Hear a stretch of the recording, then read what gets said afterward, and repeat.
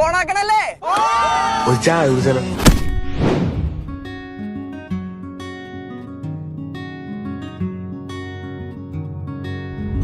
ഈശ്വര, ഒരാപത്തും വരുത്തല്ലേ.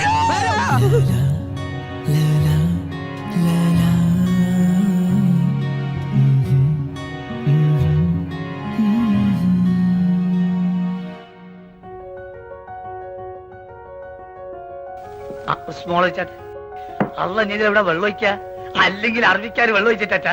ചാഞ്ചക്കം തെന്നിയും താളത്തിൽ ചിന്നിയും ആകാശത്താലവട്ട പീലി കെട്ടും ചില്ലുമേഘമേ.